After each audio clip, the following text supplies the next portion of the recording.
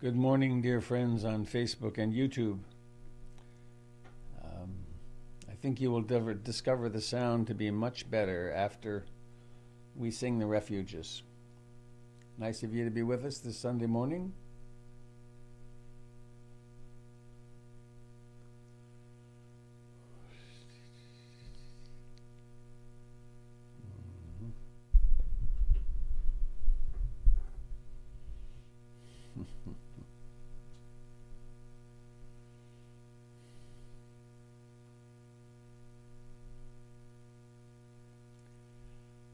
Hello, dear Dharma friends.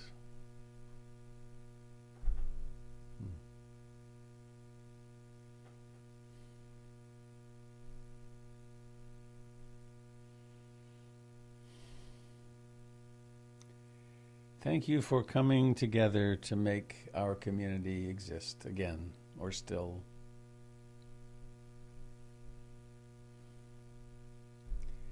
We are pretty important to each other, aren't we?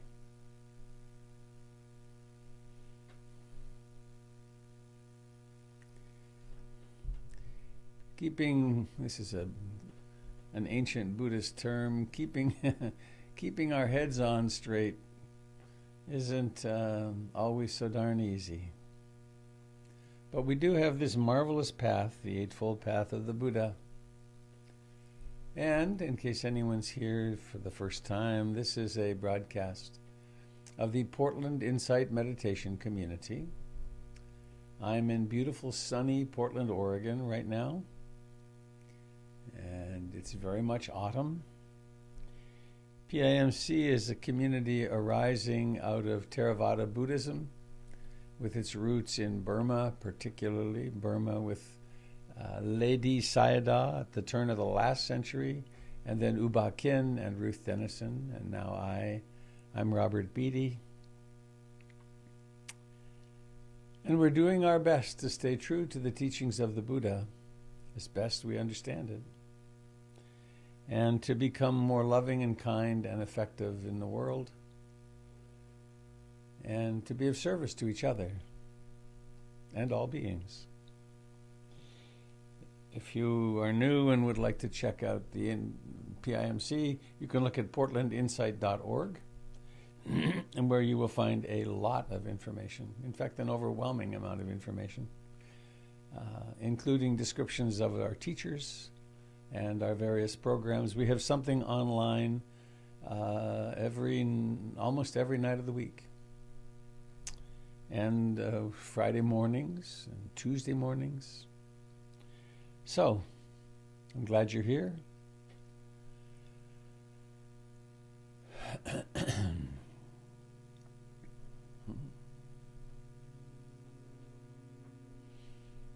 I had dinner with my daughter last night.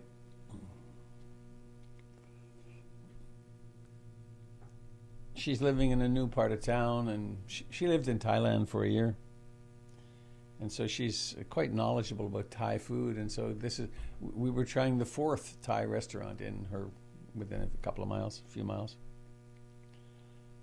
And she ordered, and I went and picked it up. And as I walked out of the restaurant with my bag of hot food, I had a moment of overwhelming gratitude.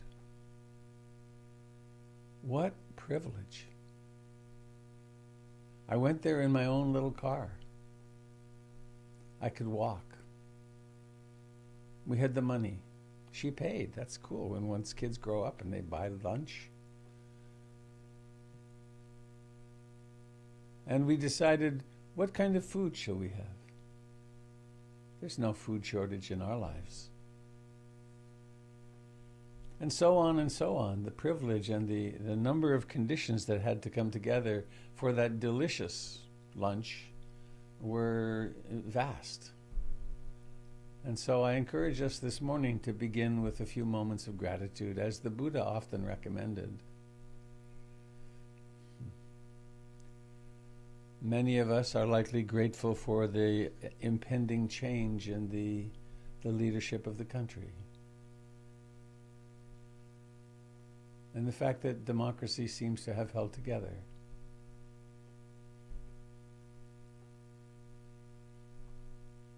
And the fact that there is a worldview to which I certainly subscribe, in which there is respect for the individual and profound respect for the collective and for the connectivity, and that we actually are responsible to help each other, for helping each other and sharing. That's what I'm going to do my best to speak about today in the Dharma Talk. So a quote for the morning, a little poem sort of thing. It's the first 2 stanzas of the Dhammapada, which is the single most popular compilation of the Buddha's teachings. And this is a translation I heard years ago that really stuck, and I share it with you now again.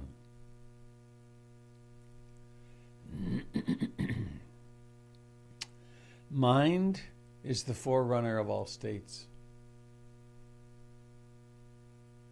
If a person thinks or acts from a mind rooted in greed, hatred, or ignorance, then suffering follows that person like the wheel in the track of the ox. Mind is the forerunner of all states. Oh, I missed a piece. Mind is chief. Mind is queen. Mind is king.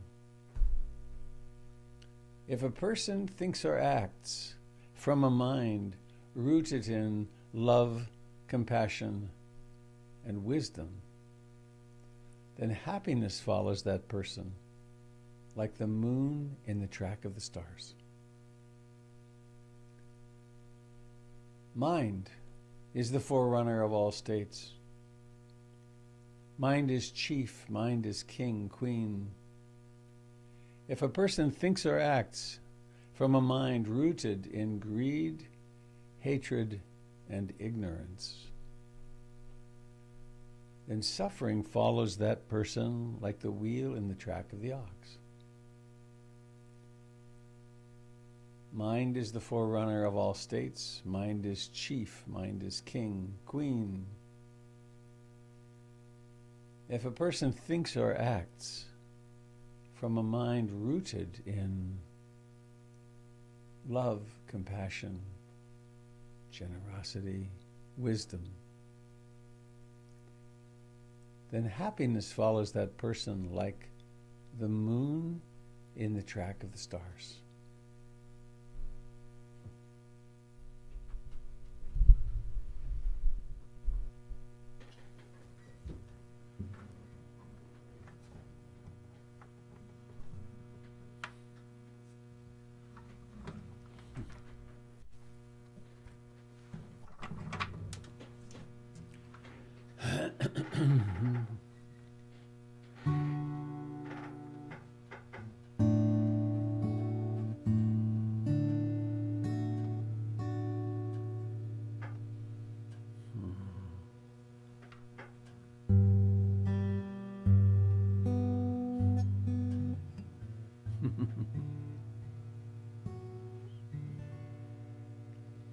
So in what shall we take refuge? In the world as it is, which is constantly changing.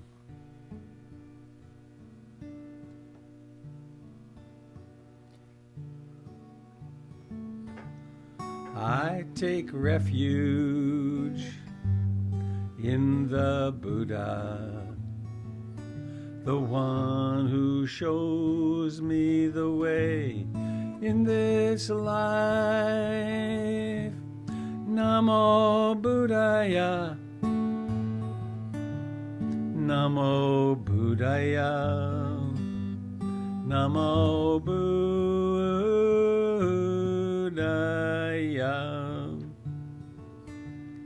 I take refuge in the Dharma, the way of understanding and love. Namo Dharmaya, Namo Dharmaya, Namo Dharmaya.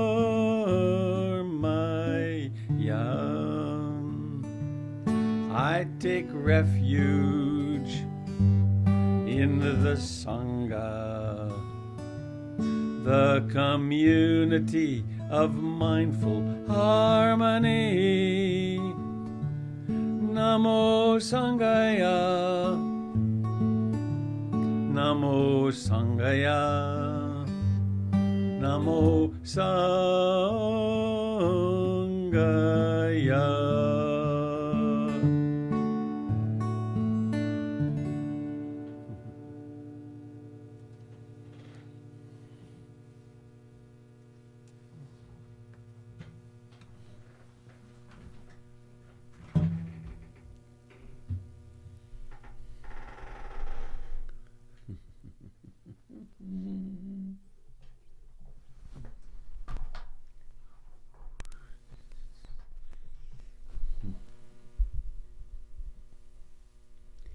In the ongoing saga of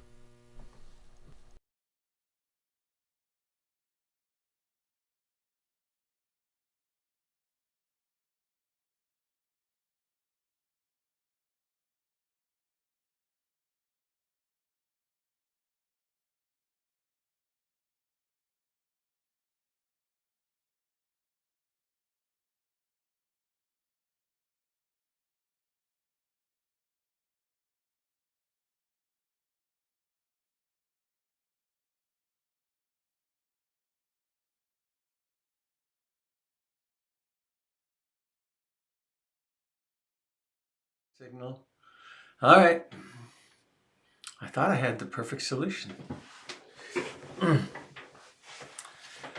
Can you still hear me? Okay. The internet people couldn't for a while.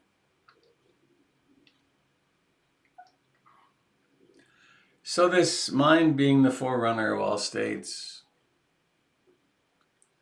makes us hugely responsible for our lives.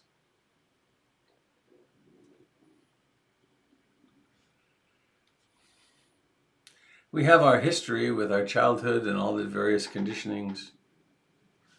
And we also have this moment and the context of this moment, the vipaka of this moment, the ripening of karma in this moment. And how shall we choose to act?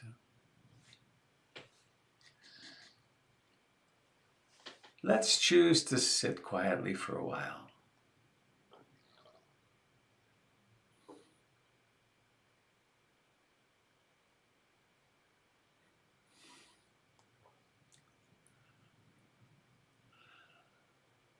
Let's choose to land here in this that we take to be, each of us, my body.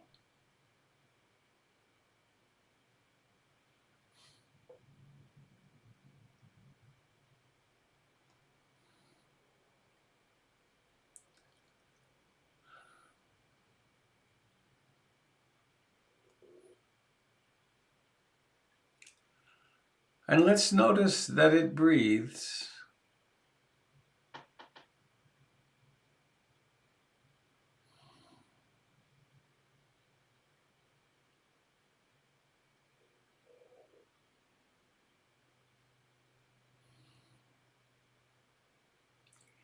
And it breathes all by itself.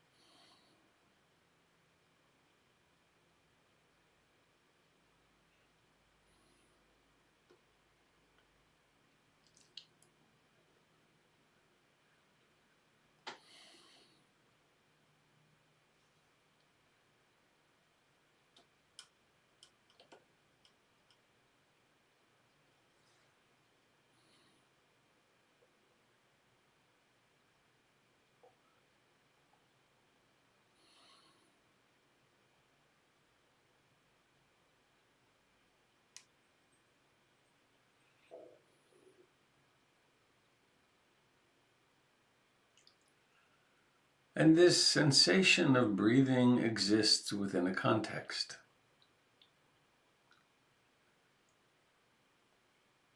Notice the life in your feet and legs.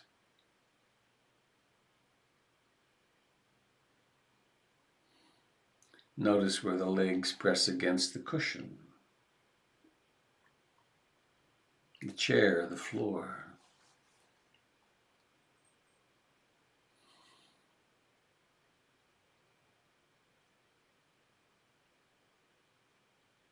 Notice the life in the back,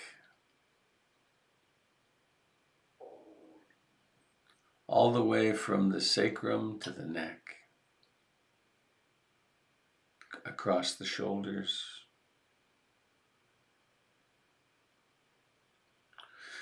Notice the life in the fingers and hands and thumbs, wrists and forearms and elbows and upper arms.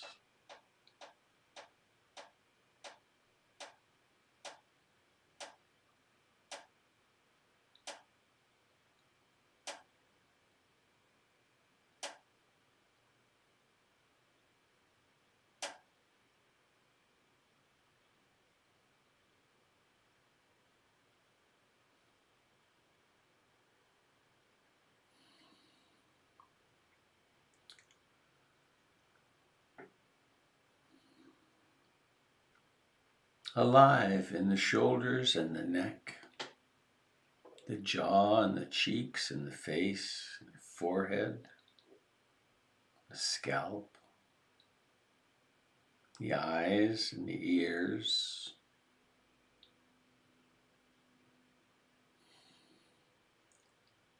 And there in the center of it all, there is the sensations. There are the sensations of breathing in and breathing out.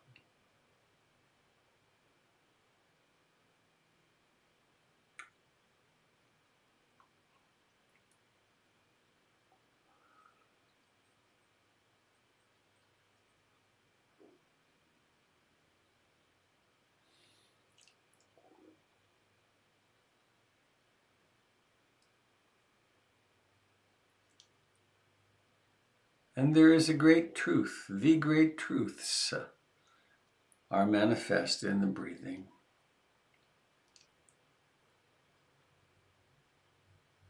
Notice how each breath has a moment of origination.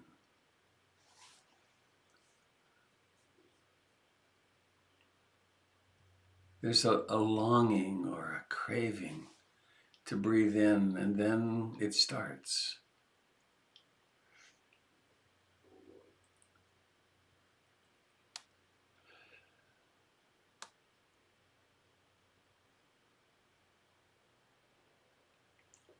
And then breathing in continues for a while, and then slows and stops, and then breathing out starts, and then it goes a while, and then it ends.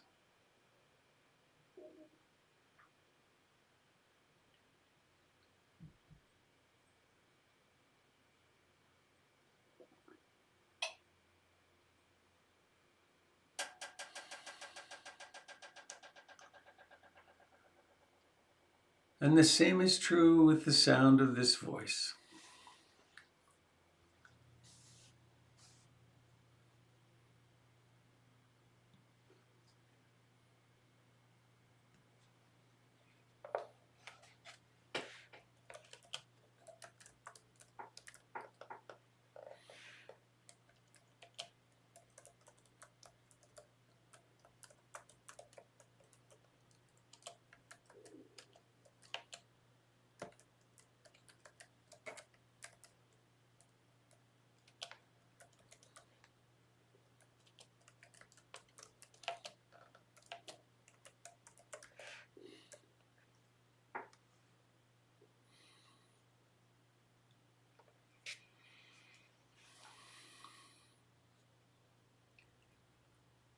And in this experience of humanness,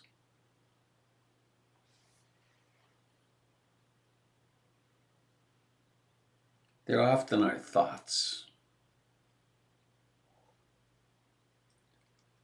Quiet little thoughts, racing thoughts.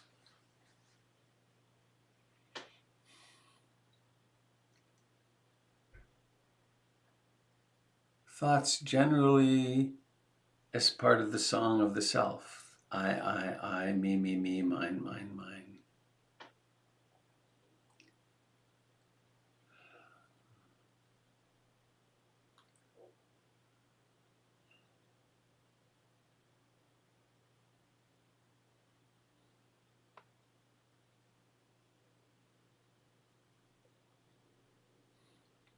And so it happens that awakening happens in the middle of a wandering mind.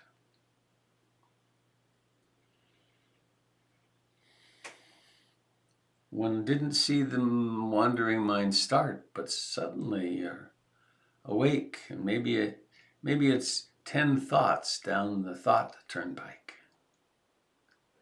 Maybe there's emotions attached. But then there's awareness, mindfulness. Then there's the choice. It's a spiritual discipline, we'd call it. I intend to come back to the sensations of breathing in and out as a home base, as a point of guidance, of orientation.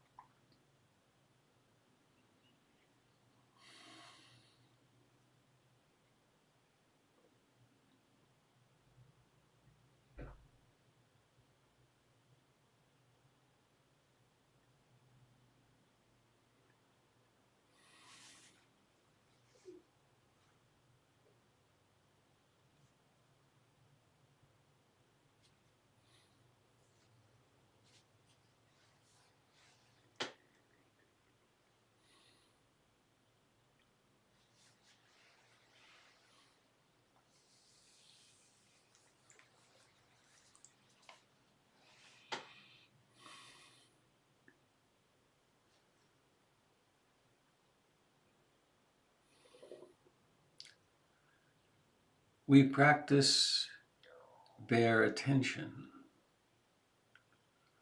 which means we attend to the simple, uninterpreted, unnamed, undescribed sensations, actually at all the sense doors.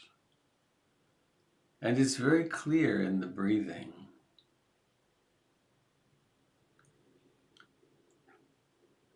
In a way, it's not accurate to say we attend to the breath, because there is no such thing as the breath. There's this moment in the lifetime of a breath. And when this moment is over, there's another moment. And when this moment is over, and suddenly we're 10,000 mind moments down the road and approaching the full point of breathing.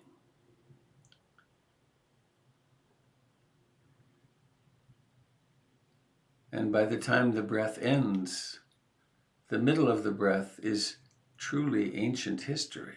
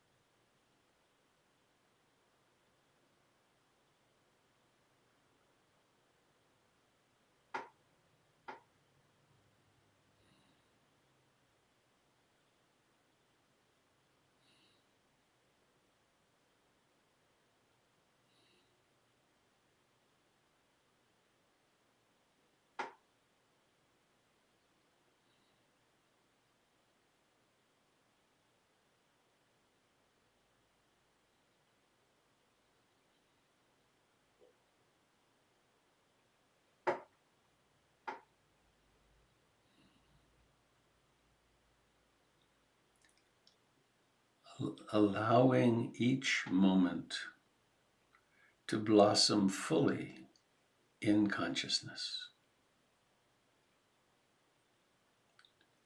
Whether it's a moment of pleasure or pain, spaciousness or contraction, joy or sorrow, concentration or dispersion.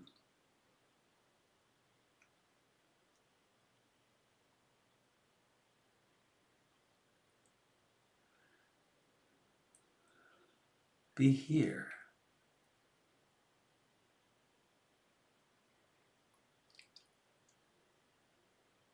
Observe as the past and future arise as apparitions before your eyes, before your inner eye, before your inner knowing.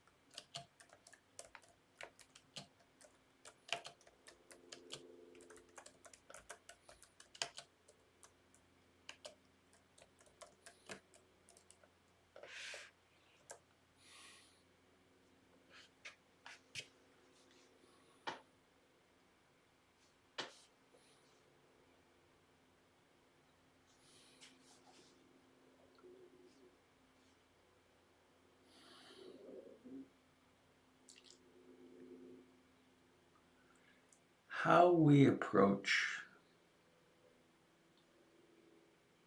our practice is, of course, the way we approach life.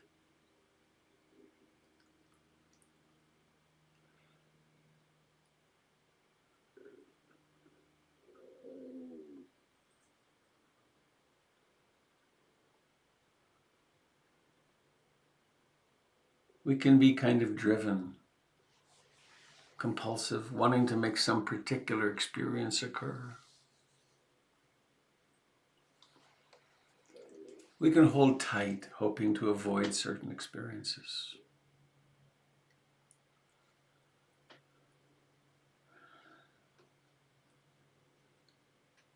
We can be lost in frequent judging, self-hatred, hatred of others, strategies, planning.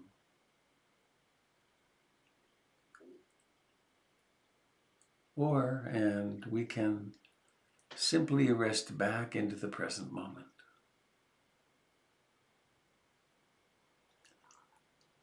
Taking refuge in the Buddha, Dharma, and Sangha.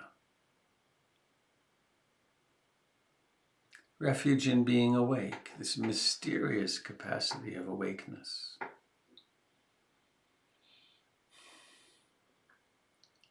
In the teachings, in their elegant beauty, as they reveal themselves in practice.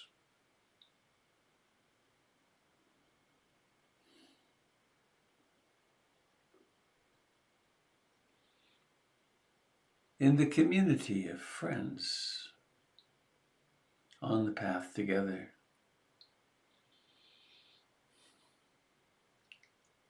And recognizing our exquisite lineage of awakening.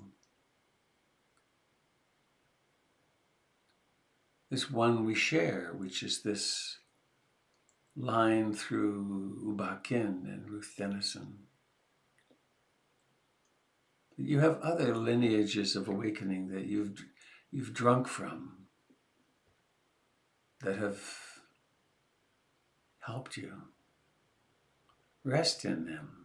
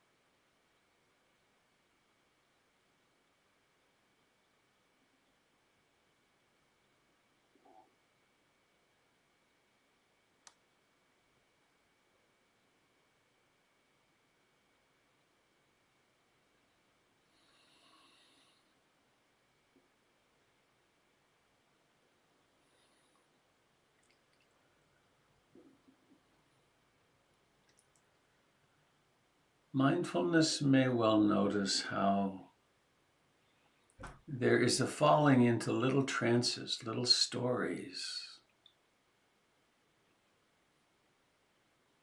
little memories, little plans, or big for that matter.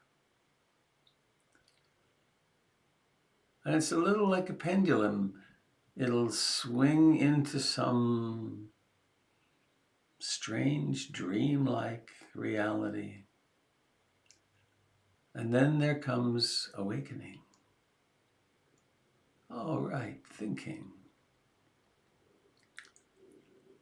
Worrying, planning, indulging, enjoying. Awake.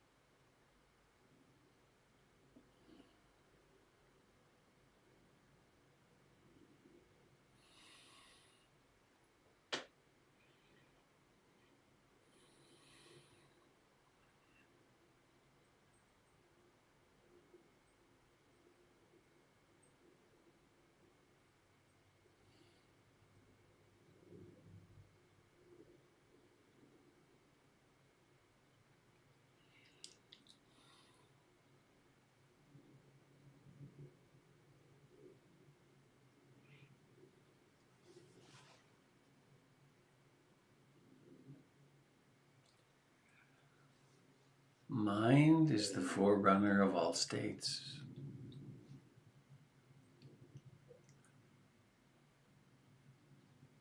And it would seem as though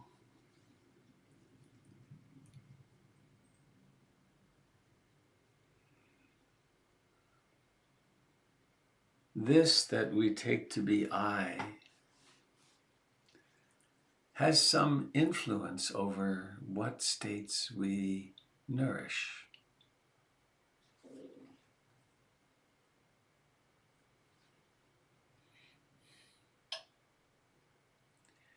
It has some influence over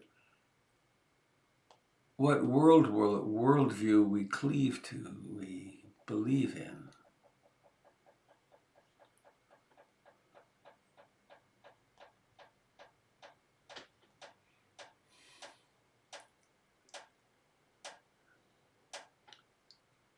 So we have the practices of observing the body and the mind, the thoughts, the emotions, the impulses,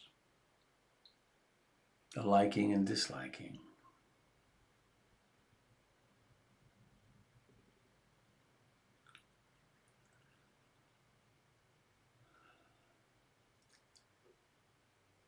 And we can use the thinking process to enrich and deepen.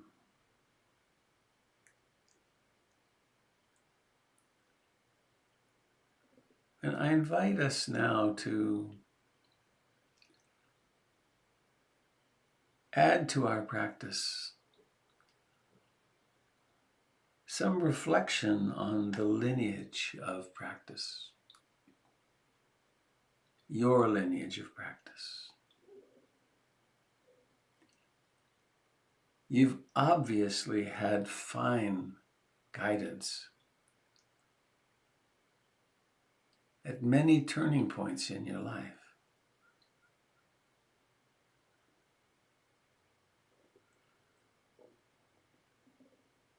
Remembering someone who has loved you along the way, someone who you've loved.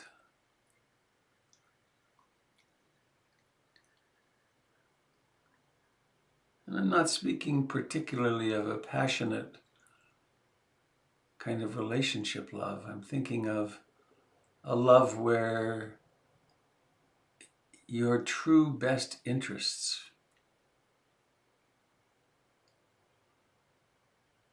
were nourished.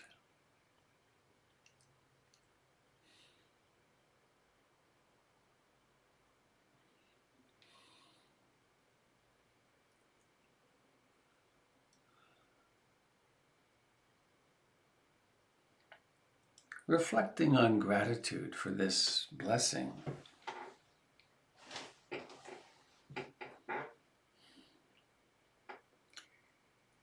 And it may have been someone in a spiritual lineage, or it might have been that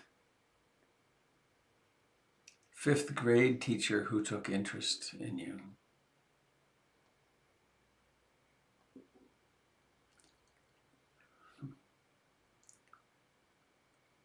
Or the kind man in the barber shop who understood that your family was a mess.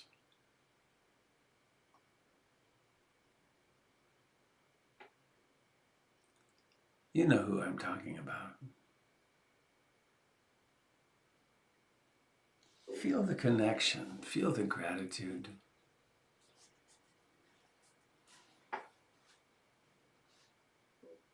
Lie back in the arms of love. Rest back in the arms you are safe from harm. Lie back in the arms of love, Sang Jina Salah.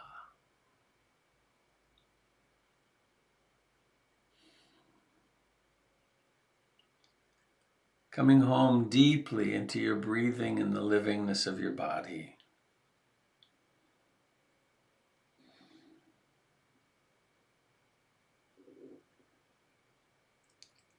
Think of some other person.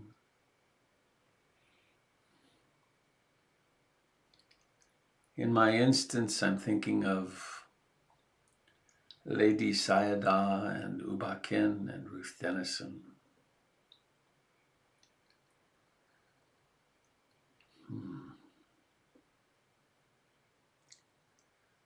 And that's supported by Jack Kornfield and Joseph Goldstein, Matt Flickstein,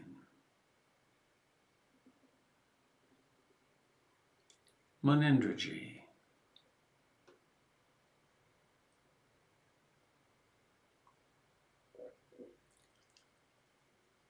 all people who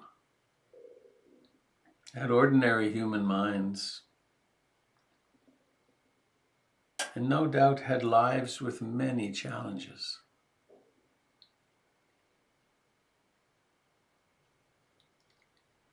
But here we are, supported by them, all the way back to the Buddha.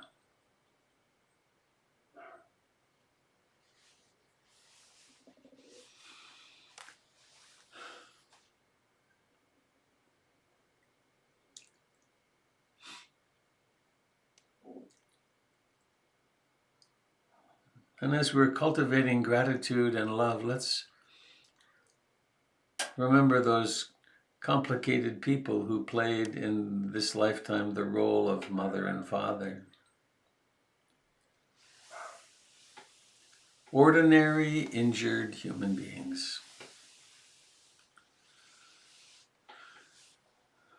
So often with little support themselves.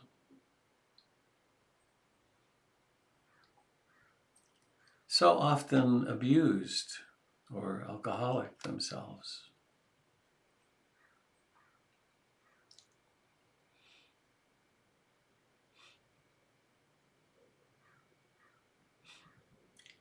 Parents do their best to hold their children aloft despite everything.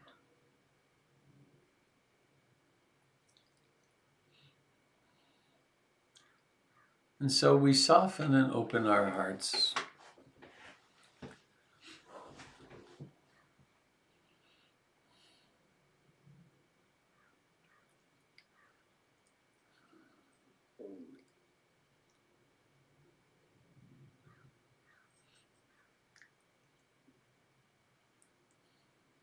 And so it is that we can acknowledge mind is the forerunner of all states. Mind is chief, king, queen. A person who thinks and acts and speaks on the basis of a mind rooted in love, compassion, generosity, patience, curiosity, concentration. Such a person goes through the world with greater and greater ease, with less and less need to vilify anyone or anything.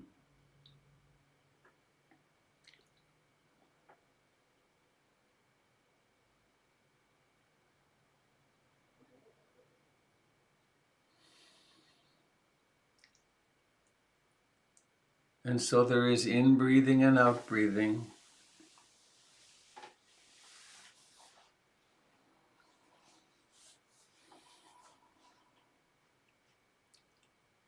Another place for gratitude.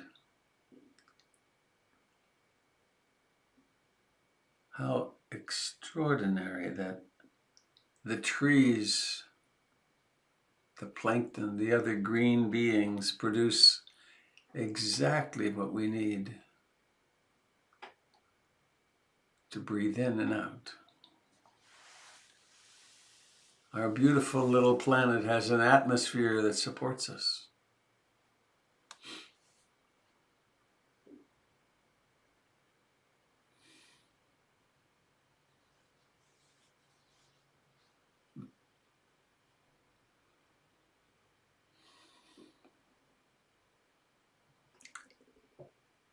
And now please drop into the body. Awaken in the body. Notice the life of the body. Thousands and thousands of systems operating in harmony.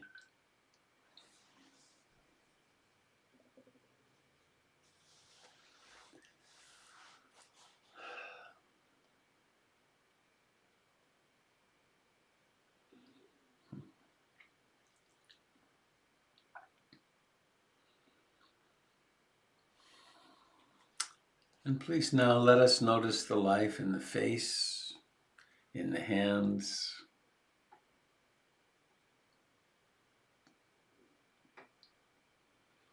in the eyes.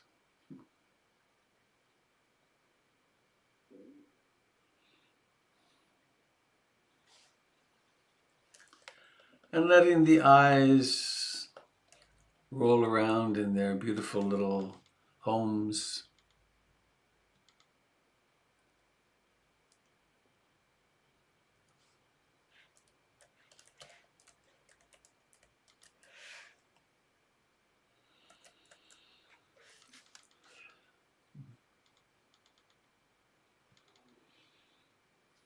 And then when you're ready,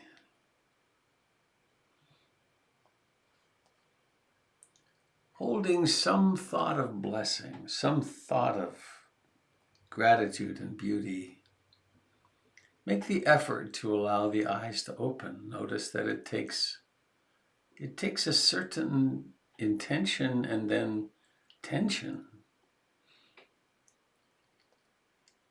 Pull up the eyelids. Intentional action, karma. Holding a thought of blessing, of gratitude, of kindness, and then seeing happens.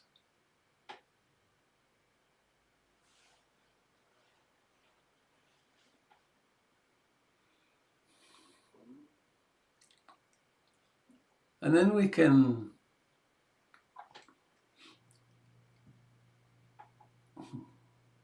something I liked a lot to do, which is to go from picture to picture.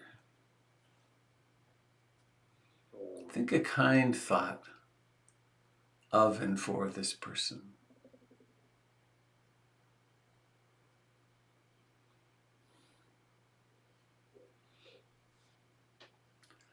I do something like this on retreats, though it's a little more heavy duty in that we actually are maybe holding hands face to face.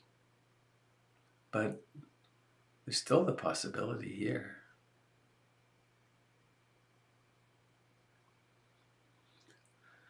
Put it into gallery view and then, oh my goodness, here's this person. Oh, I've never seen this person before. Oh, this person's familiar.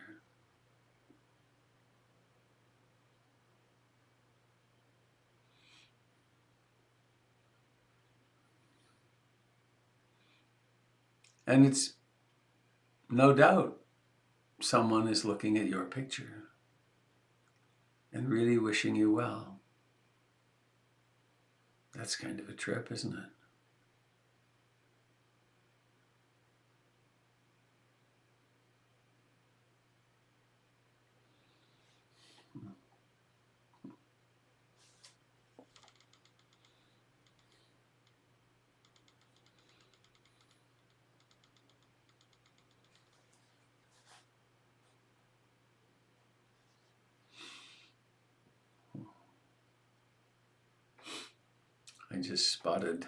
I spotted you again, Frank. How nice of you to join us from Germany.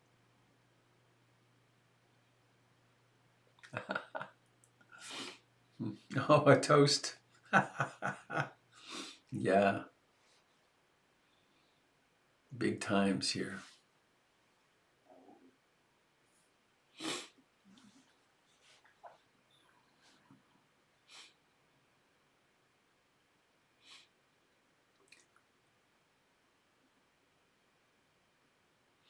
I'm going to share this little story with you. It popped up when I was talking about the mystery of having this atmosphere that we breathe.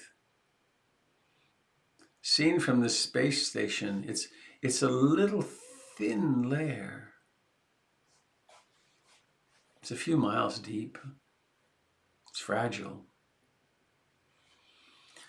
But I'm not sure why this is, I guess that makes sense. Some years ago, a long time ago, a friend was doing his psychiatric residency at the Menninger Foundation in Kansas. And he invited me to come as kind of like not so much the keynote speaker, but the person who would hold the entire conference together. We started with meditation, and we'd have meditation at the beginning and the end of talks and so on. And was 350 mostly doctors. It was called The Heart of Healing. And it was about a transpersonal perspective on psychiatry and medicine. And the keynote speaker was a fellow who entered in cowboy boots and cowboy hat, and walked up to the podium, and very relaxed guy.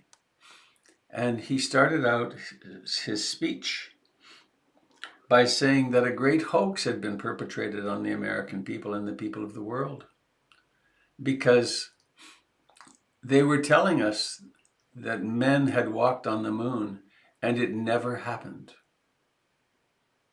And he went on like this for about 5 minutes. And the room got more and more tense.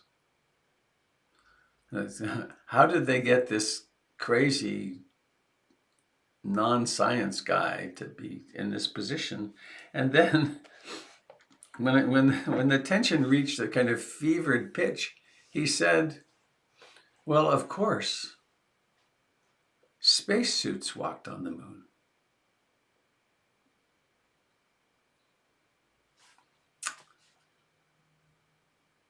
But they were in a bubble of the earth.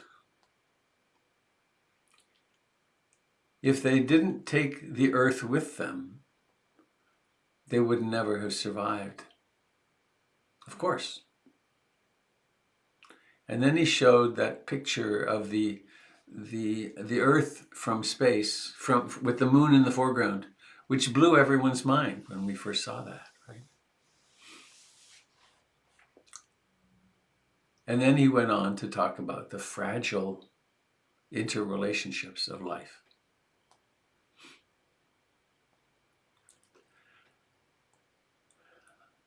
I felt heartened last night, I guess it was last night, when two human beings stood up and talked about the relatedness of life.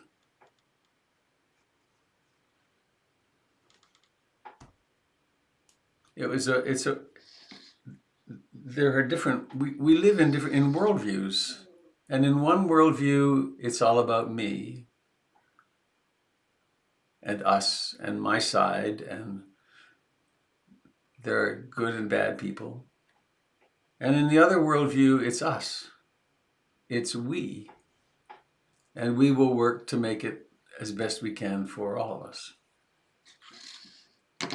And I think that's fundamentally what the Buddha taught. That if we address this issue of I, the song of the self, I, me, mine, mine. If we examine that closely, we discover that that's not the truth. The truth is us. And that the I is a useful, important imagination, and we have to honor that. But if we go deep at all, we discover that we can, in fact, do the grieving we need to do. We can, in fact, face the fact of our greed, hatred, and ignorance. And we can, in fact, become much more loving, because it's our nature. It's our fundamental nature. So that's what I want to talk about in my Dharma talk. And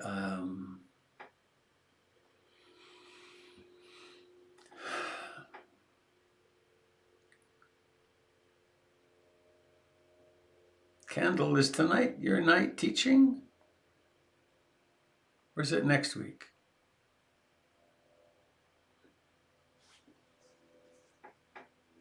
Sorry to put you on the spot. Oh, well. Well, there you are. You want to say which is which? Okay. Other than that, dear Jim, would you like to lead the group in a little bit of motion? Mindful motion?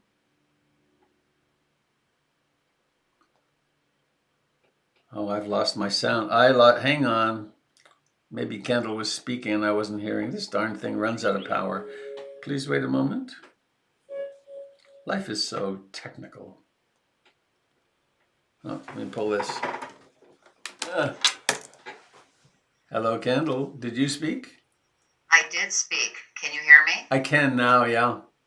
Oh, good. So sorry. And it takes me a while because I'm on my phone, so I have to navigate around. Oh, right. It is not tonight. It is next Sunday night. All right. I do, however, have a once-a-month Monday, which is the second Monday, and that is this Monday. Ah. And it's my same Zoom link, so if anybody wants to try to do it 3 weeks in a row, it's the same Zoom link that's there on the website. How nice to be with you 3 weeks in a row. Thank you. How nice to see you today. Mm-hmm. Thank you. Mm-hmm. I guess I should mention that the 5th and 6th of December, I'm offering a 2-day stay-at-home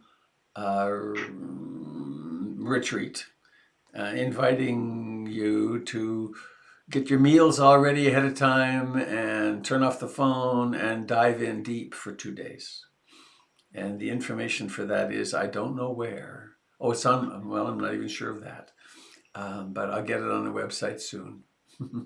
And you probably received an email and there'll be more going out. Oh, I know how to get it. Duh. If you go to hollyhock.ca, CA is in Canada, eh?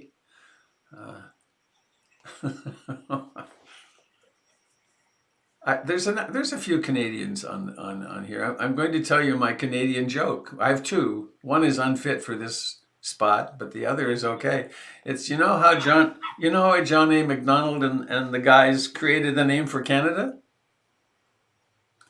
John A. was away somewhere and he came back and he said, I've got it. CANADA.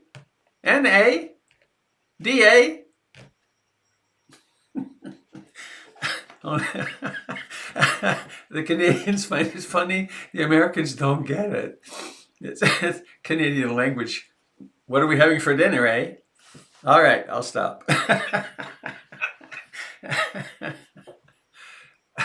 Jim, save me. Here we go. Let's land in our feet, standing up, if you wish. Oh my goodness. You're starting with standing, eh? Standing A. Uh-huh. Here, I'm gonna highlight you.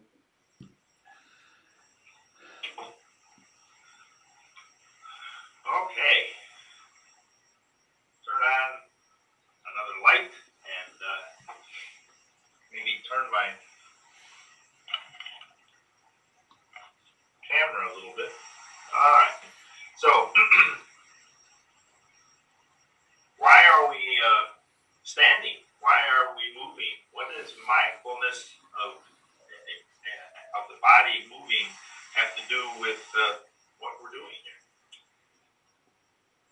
It's the foundation of mindfulness to be able to just drop into the body, to be aware of the body as one of the foundations, but it's not like a separate step out there somewhere. It's interwoven into all the foundations of mindfulness. And what is it we do? Wake up, standing, sitting, lying down, walking. And this is as close as we get to walking on Zoom. So we'll just kind of move out and press gently against the atmosphere, and it doesn't resist us, it just accepts us. We push out, and there's no resistance, there's no struggle.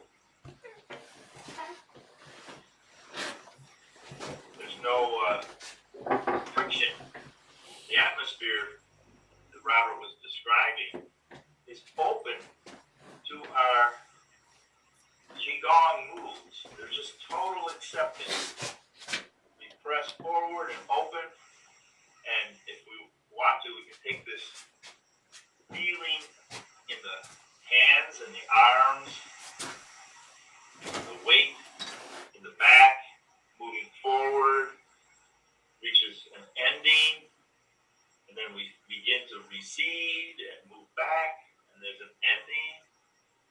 All these principles, characteristics of reality are revealed by just a simple gesture outward and back, shifting weight, moving to the other corner, gentle movement forward, accepted by the space in front of us. It really likes it when we move forward. There's a loving relationship between the hands and the space. Space out to the side, space in front, space behind. As we rock back, space accepts us. So all the characteristics that we train with can be built out of simple sensations of the body.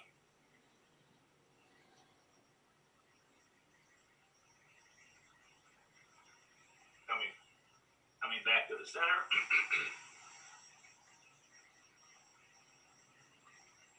Come to stillness and notice that it's not easy being still. It's a nice idea. And we can sink into the feeling of the center of gravity just sinking between our feet, between our heels, right in the center of the space in the floor there. But we're really not absolutely still. We're breathing. As we breathe, the muscles and bones of the ribcage expand and contract. And we readjust with new balance every moment. Then we bring our hands in front of us and visually imagine the whole collection of cells opening up with a breath in and releasing with a breath out, and use the hands to create the imagination of the imagining of all these cells opening to new life, all these cells resting and releasing, beginning to open, getting to a point where they can't take anymore, and then closing and getting to a point where they can't take anymore there and opening. There's a rhythm of life moving through the body.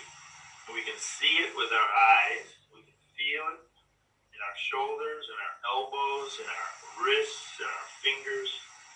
There's awareness of rhythm, awareness of beginnings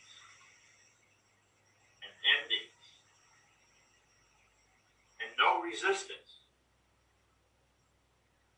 The space around us welcoming, opening. The space accepting our debris, our carbon dioxide. It knows exactly what to do with what we don't need. We draw in new energy, and then we release what we don't need, and it gets used by the vegetable world to create that thin layer around the earth, life-giving energy. When Robert was talking about lineages, I've had several Tai Chi teachers that pointed out the skin of Chi all the way around the earth. We're swimming in 2 miles of breathable air, but also into miles and miles of Chi. It's a transference of energy for healing, for intelligence, for balance, for wisdom, and mostly for love. Opening the arms to represent the receiving of the new energy, closing the arms to rest and release. That's the rhythm of love. Opening to the world with a loving heart, resting, going inside, looking for stillness, never really finding it, but just orienting to that still center, opening and releasing. Loving awareness in all the cells of the body, in all the chi that's exchanging, in the water we drink, in the food we eat, in the air we breathe, exchanging chi with that thin layer around the planet. Open and close. Coming again to stillness and noticing there is no stillness. There's a river of sensations. Continuous activity in the nervous system as we stand with no gestures, oriented to the stillness. We can look for it. We can drop into it as best we can. But it's always adjusting. It's impermanent. Whatever position we're in is impermanent. It's opening to the next one and the next. How many mind moments between a resting arm and an arm lifting up? Lift up your arms with your palms up and then release them, palm down. How many moments of awareness? Reaching up, opening to the world, filling, and then releasing and resting. Moment after moment, loving awareness holds it all together. And we pretend that we have something to do with it by opening our arms and loving awareness of all the space around us to the side and down the center.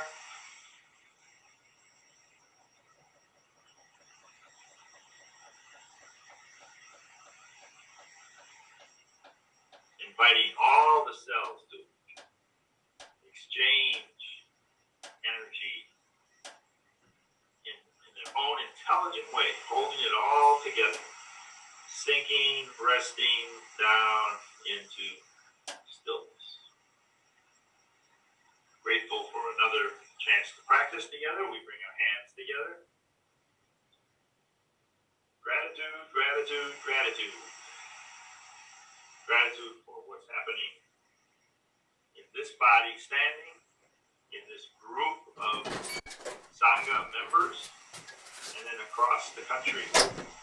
Lots of joy, lots of relief today. Thank you very much. See you next time.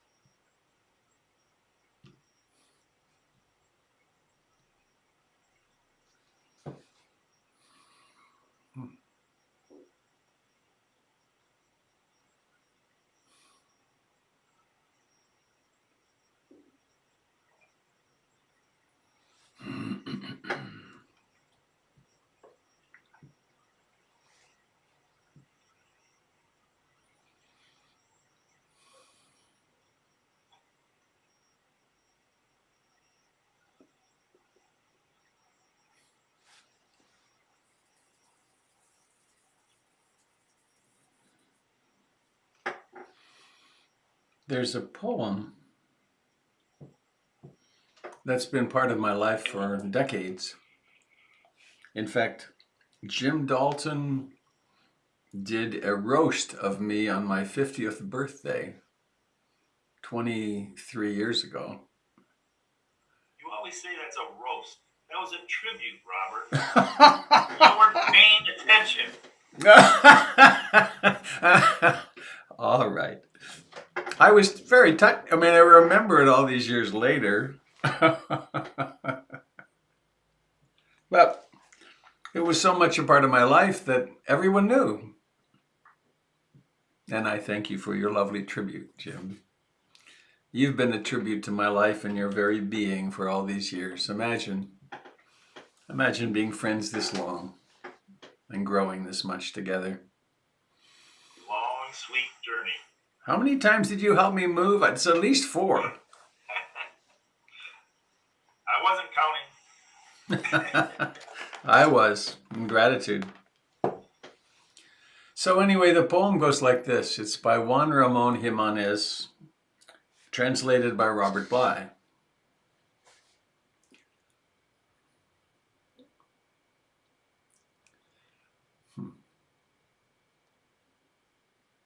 I am not I.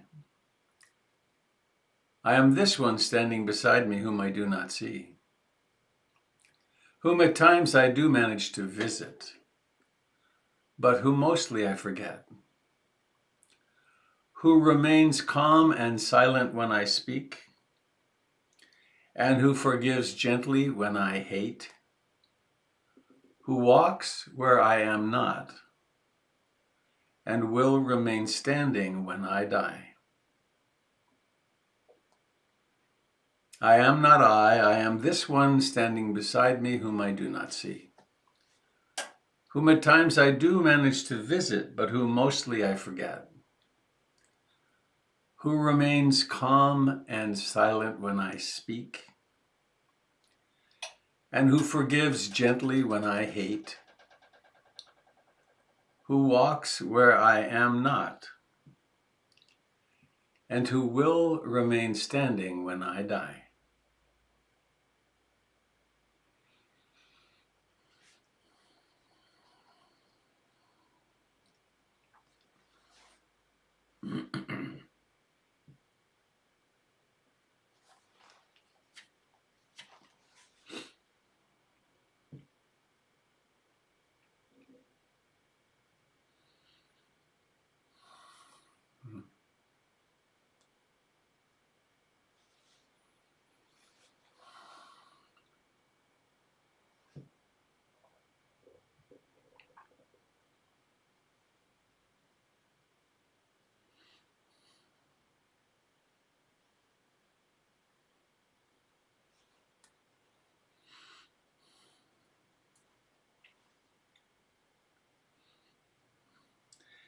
I think what I want to say today, I can best frame by way of the Eightfold Path, the elegant, marvelous, noble Eightfold Path of the Buddha.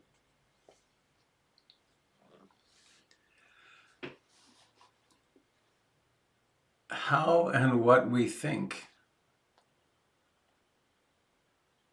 what we believe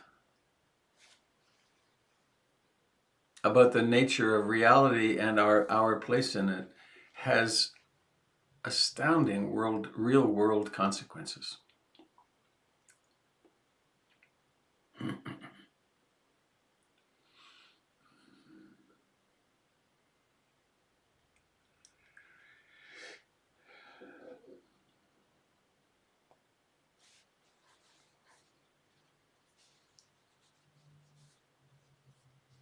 I have a lot of internal hesitation because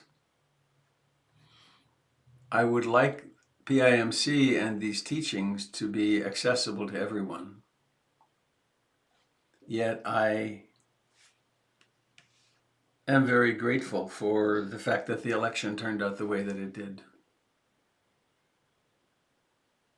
And that would mean that if a person were of the inclination that it's bad news, that then they could be turned off to the Dharma. And that's not a good thing. And I can speak in generalities and so on, but it's I know I talked with a teacher. Oh, I forget his name now. He was in northwestern Burma, northwestern Thailand, right on the Burmese border, right by the bridge over the River Kwai, interestingly. Achan Gawaseko was his name.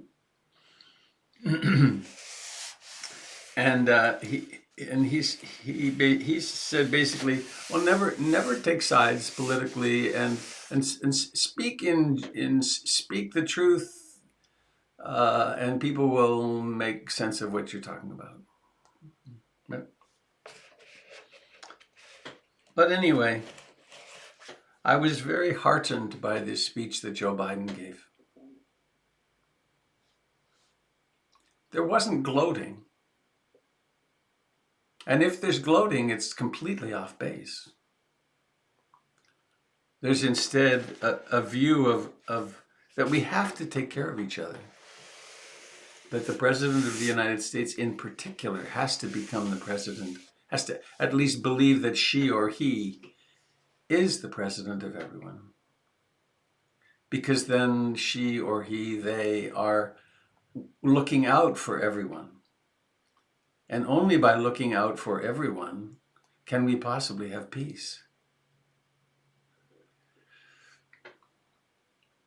You know, if there's a big wave of gloating and we'll now stuff this down your throat, 4 years from now it'll be a different election. It'll be the other side. And but how do we move toward taking care of everybody? And I think that's the essence of the Dharma. So, the worldview.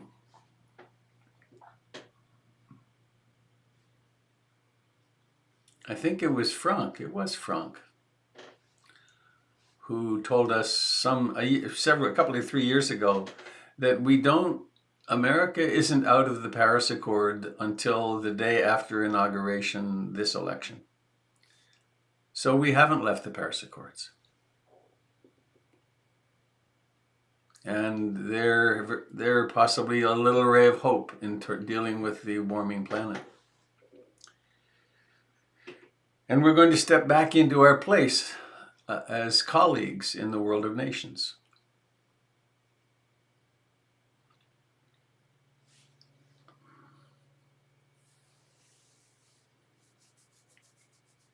So, back to the Eightfold Path. Wise understanding. First, the worldview section of the Eightfold Path. Wise understanding. Really understanding the law of karma, that our actions have results, and that it utterly makes sense to take care of how we act toward ourselves and how we think, speak, and act, because we will have the repercussions.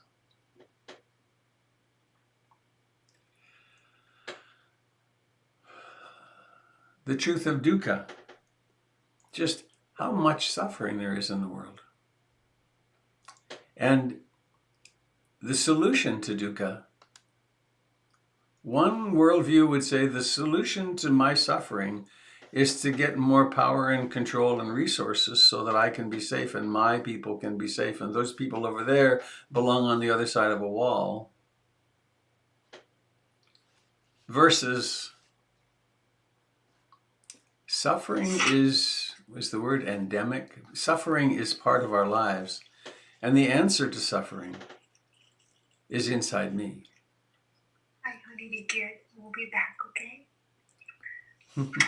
Okay. That was cute. Rather than getting more and more power and control to deal with my fear, my sense of inadequacy, opening up and realizing, well, I need to turn and face this suffering. I need to notice the cause of it, which is wanting. I always want something to be different, and then start experiencing the contentment, which is here potentially in the present moment, rather than through power and control. That's a huge worldview difference. Have you noticed how your life has changed? Right?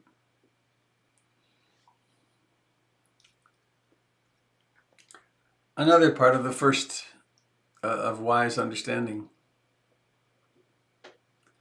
The three characteristics of existence. Anicca. Everything changes. There's no way to build the big enough house, the big enough military, the big enough whatever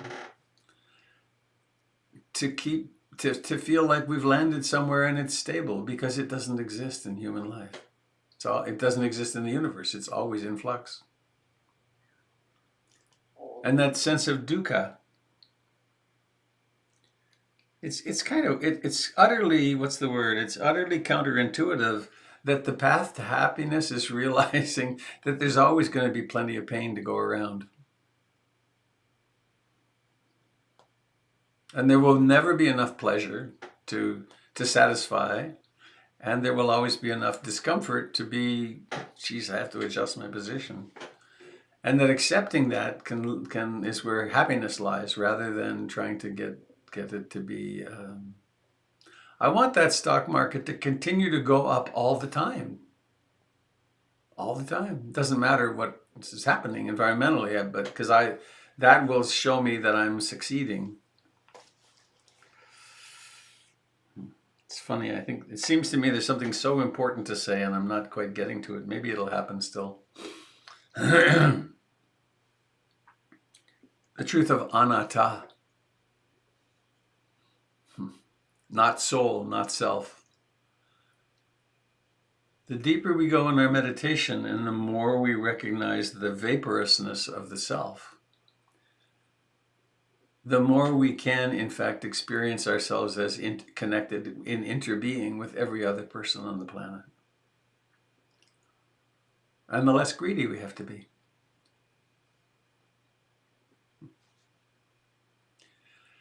So with wise understanding, with an understanding that we really are all interconnected and we're here for a few eye blinks, and it doesn't get to be all pleasure all the time through the senses.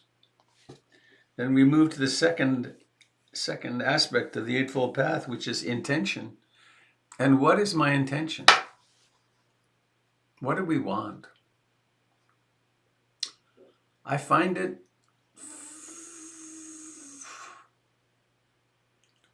unsettling that half of our nation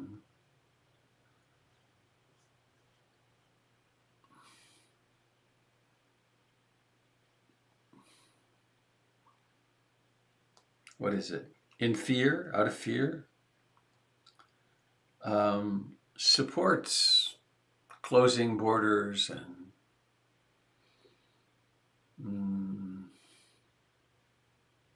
keeping women in their place, and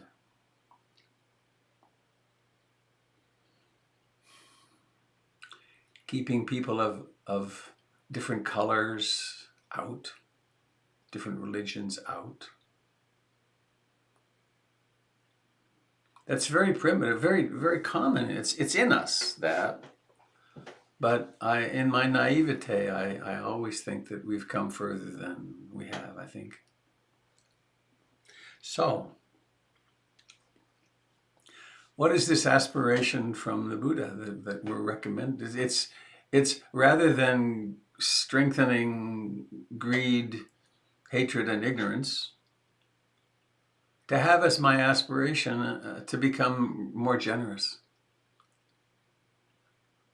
more tolerant, more patient, more compassionate.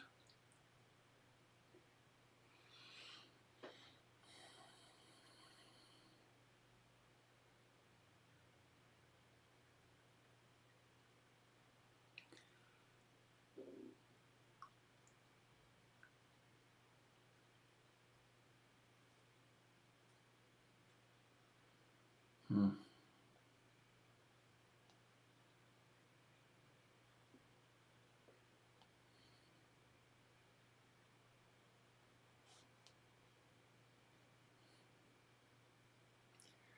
What if in wise intention, it's to learn to act more and more kindly,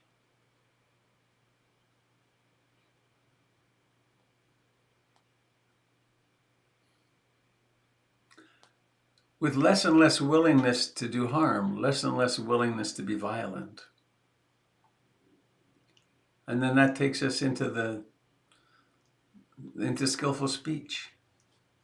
We have been barraged by so much speech rooted in greed, hatred, and ignorance that it's sort of become normalized. It was a relief and a little strange to hear Joe Biden speaking kindly, as though that were normal. To be emphasizing, I don't have enemies. I don't want to have enemies. I want to have colleagues.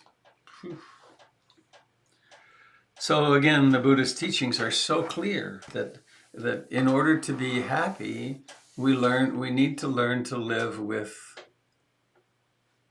to speak with care and kindness, and to not speak our first instinctive response to things, because that's often not very helpful. In fact, we can do damage. We can do so much damage in a few sentences. We can damage relationships such that they'll never recover.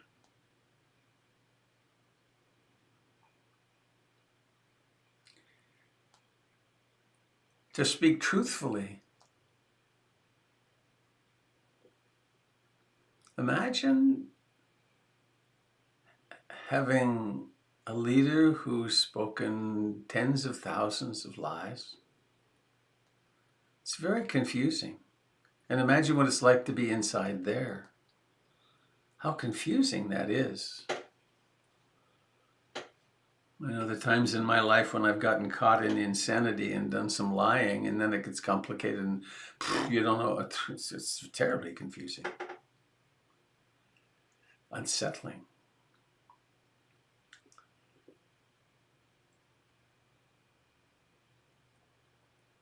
And how crucial it is to speak kindly of people when we refer to them.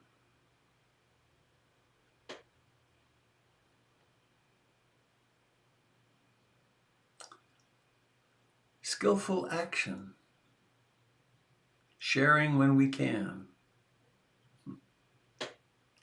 I was at a family meeting yesterday, and the last thing left after we dispersed, there was a big thing of cookies. And the last thing I need is a big package of cookies. And but I remembered that on my way to this meeting, I had passed a homeless encampment, or 2 or 10 actually, up by the river, the Columbia.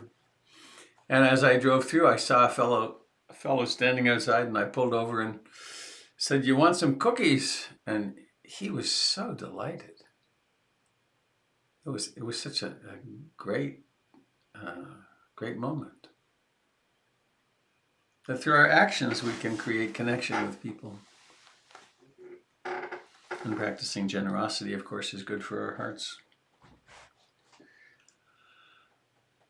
And the whole realm of meditation, skillful effort, restraining unwholesome states and bringing wholesome states into being. To get caught in that cycle. And I saw it in myself a bunch during the last several years, that when there's this onslaught of anger and in seeing, well, how about seeing babies being separated from their mothers on purpose? and nobody keeping good records in this era when good record keeping is so easy.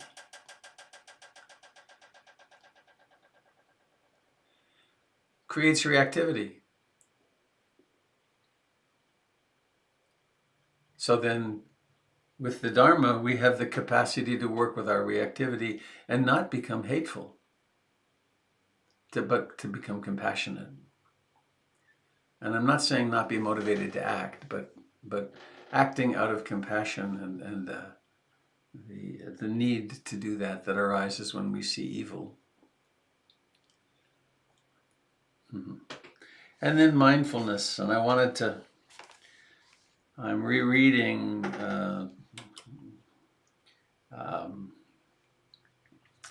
8 Mindful Steps to Happiness for my class. We have two more sessions. This is from Henapula Gunaratana on his chapter on skillful mindfulness.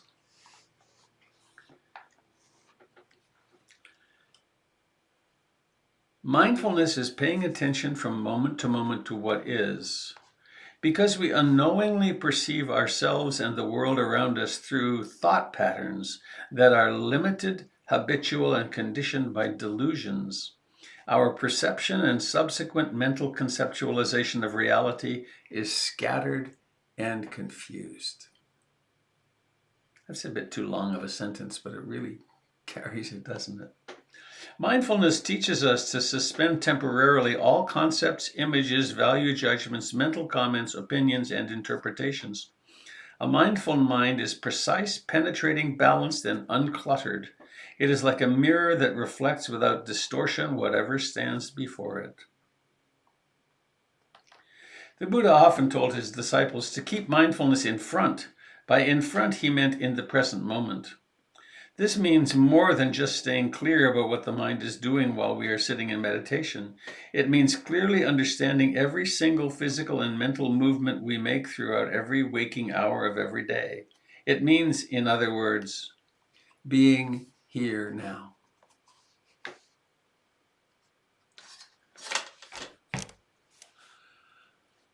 Mindfulness is the foundation of our moral and ethical behavior. Some of you recently heard me talk about the 12 steps of dependent origination. I've done that several times, and that what occurs in this moment, what manifests out of the mystery in this moment, has a feeling tone, like pleasant, unpleasant, and indeterminate. And then there comes craving, and then there comes grasping, and then there comes becoming. And so if we don't have mindfulness, if we can't notice the emergence of greed and hatred, how could we hope to intervene? If we don't have mindfulness, we are totally victims of our conditioning. And this is one of the portals for me that opens up my compassion for people of differing worldviews and differing moral and ethical stances. I could be on any side of any issue depending upon which womb I landed in. I could go into some delusion of moral superiority because I'm so, I've meditated and all that business. Just when I speak of this, I always think of a video I saw. It was short. It was 10 minutes or something. And it showed parents in, it was candid photography. Parents, Palestinian parents, teaching their children to hate Jews, hate the Israelis, and to see them as non-human, and then Israeli parents doing the same, and then Northern Ireland parents doing the same, and Southern Ireland parents doing the same. Those children didn't stand a chance. How could you possibly resist that? And it was true, of course, among the Hutu and the Tutsi, and it's always the same. So with the Dharma and with mindfulness and with the moral and ethical code that one studies in the in wise action, wise speech, and wise livelihood, we begin to have a chance that when the hateful, greedy, frightened, reflexive side of ourselves emerges, we actually can pause a moment and wait. Here I am creating enemy images about this other person. And that's my problem. It's not their problem. I could make it their problem, but it's not because there's something intrinsically bad about them. It's because that's my conditioning. And lastly, the concentration development of the Eightfold Path, that it's so important to be able to find some calm and peace somewhere. To be able to stop in meditation and drop into the present moment and suppress the hindrances, suppress whatever we need to do, and develop a mind which is focusable. And then to bring mindfulness and that concentration together, we can then actually see what's happening in our consciousness. We can actually see the truths of impermanence and so on. So this is quite a life jacket we have. To have everything from a worldview which teaches interconnectivity with everything, to a toolbox for developing concentration and mindfulness so as to test the model, and also to have a moral and ethical code which is designed to draw our attention to the fact that we cause ourselves suffering when we harm ourselves or other beings.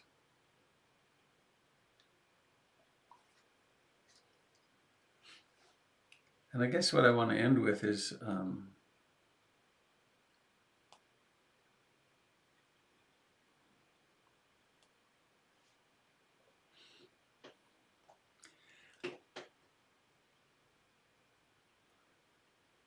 there is some room, I think, there has to be some room for relief and celebration, and also for devoting ourselves even more to our practice.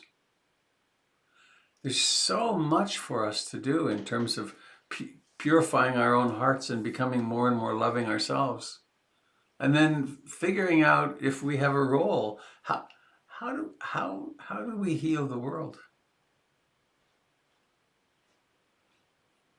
And the piece that I'm most trained in is, well, the world that I know how to heal is the one in here. And then from being less split in here and less projecting of my own darkness outside, then in the encounters I have with the world, perhaps I can in fact have some impact toward interbeing, toward Joanna Macy's great turning.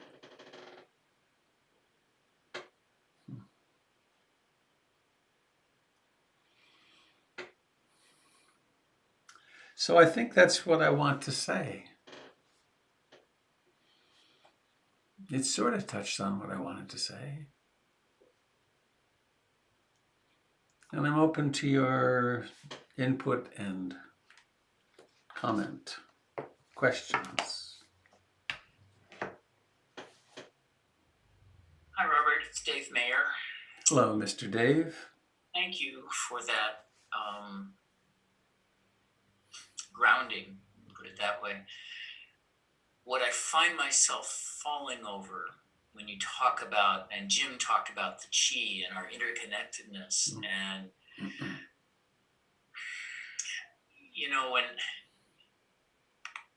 when I want to talk about community, and what's thrown back at me is that's communism. When I want to talk about social responsibility, and what's thrown back at me is that's socialism. When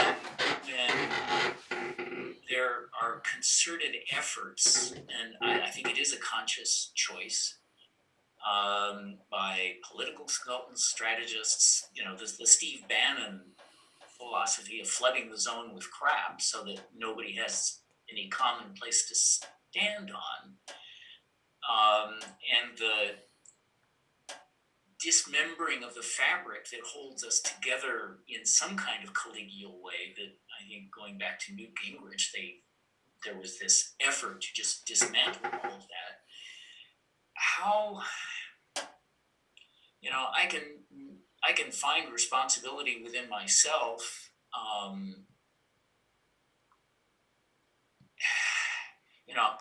I look out and I accept that's the way it is. But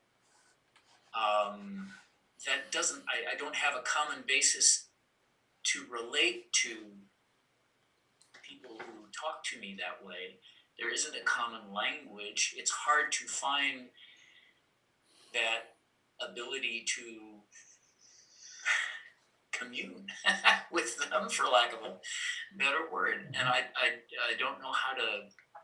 Are you talking about one-to-one relationships? Yes, one-to-one relationships, and also dealing with the political wash that where it feels like there is a concerted effort to actually dissolve those lines that bind us together, so that we end up just being free-floating molecules living in the same country. Well, I have a strategy, which is not to pay much attention to that bigger thing where I have no influence, but to pay a lot of attention to the individual relationships where I can make a difference, and to do I have one or two relationships in my life where we're politically very different, but bound by family, and it really works to become very curious about the other person and how they come to believe what they believe, and to not have a point, to not be trying to convert anybody, but just to meet in love and realize that we could fight over the ideas, but then we'd be missing the moment of being here with each other. And the big picture, the media picture and so on, I have no influence on that, but I do have influence on one-to-one connections. And sometimes it's marvelous. Marshall Rosenberg said, he was here giving a workshop years ago, and he said, it may take me a long time to get there with a community, with a group of people, or with two individuals. But as soon as when we get to the point of them expressing their actual feelings and needs, we are 20 minutes from resolution max. But we have to come down out of the fantasies and the hyperbole and the theories and and all that. That's all mind chaos. But then when it's two people or two groups, and he's worked with some pretty heavy groups. He worked with the Hutu and the Tutsis, and he worked with a group of Israelis and Palestinians they really started out hating each other, and within a day or two, he had them really talking. But not by going up into the theories, but by dropping down. What are your feelings and needs? What are you feeling right now? He was capable of handling. I mean, I heard a couple of audios of him handling being in an audience where the audience hated him, and he would listen and ground down into another basement. Thanks, that gives a good perspective. Yeah. But to get lost into the theories, the social theories, and Bannon does this, and there are some. It's really got some dark stuff out there. But what to do with that, I don't know. It'd be nice if somebody did know what to do, but I don't know that anybody does. Thanks, David.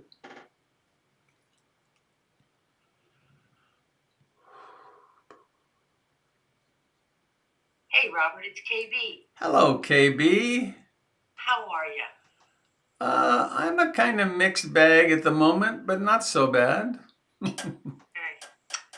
I just wanted to say something quickly that I think maybe other people are experiencing, and I just wanted to throw it out there after your very wise and interesting words.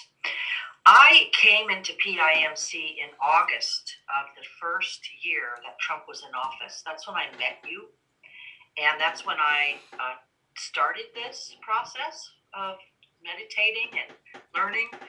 And it has been an extremely difficult road for me because I came in to get relief, but I've been really unable to put my weapon down. I have not felt safe enough to put my inner weapon down.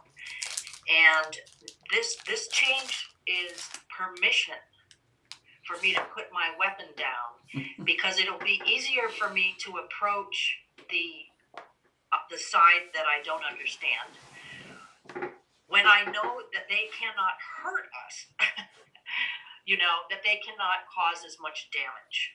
I think I'll be able to find more empathy and ability to drop my guard and my weapon. And I think maybe, the next 3 months are a different matter, but when we get to the other side, I just think that maybe a lot of people are feeling that kind of relief. And I look forward to how the Dharma, the work I've done so far, will actually hopefully root in better soil now that I'm kind of heading for the other side, because it's been very difficult for me. There have been times when I've just had to say, I can't do it. I cannot go to that Dharma place. I cannot have that kind of kindness in my heart. I cannot do it. And now I feel much safer making the attempt, So I just wanted to say that. And also, just a quick thing, you had talked about the atmosphere, and I have this fabulous visual that I learned from Al Gore when I was learning his presentation. If the Earth were a basketball, the atmosphere would be saran wrap around it. That's the actual diameter size representation, and I just thought I'd throw that out there. Thanks. Pretty awful thin, isn't it? Very, very thin.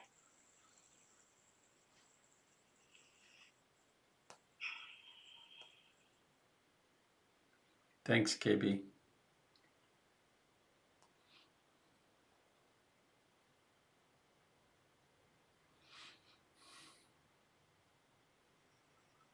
It's awful thin and it's incredibly powerful at the same time. Yeah. Yeah.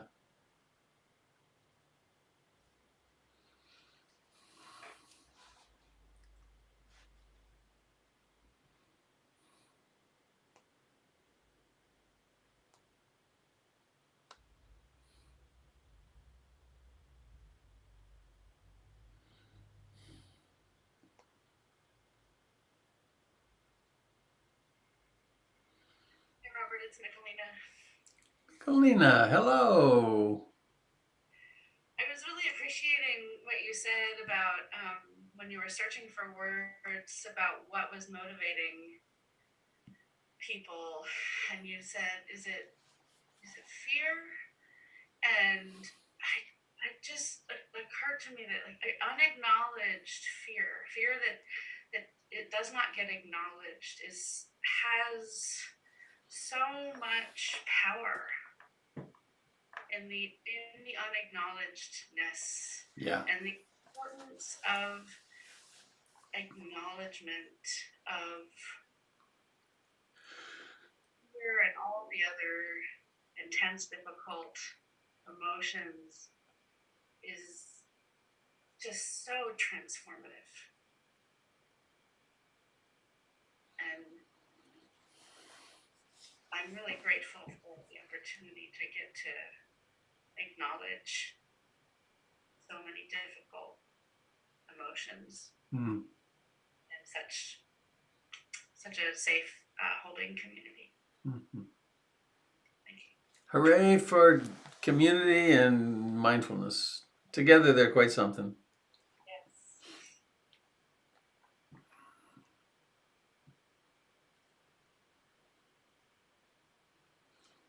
I'm having an intrusive thought. I had a conversation with a person recently who is not celebrating the election. And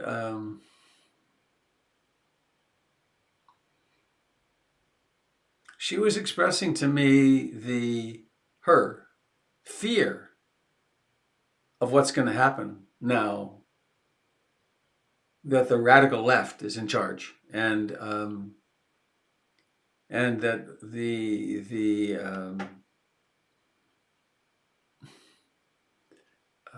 anyway, that it's interesting to me, strange to me, that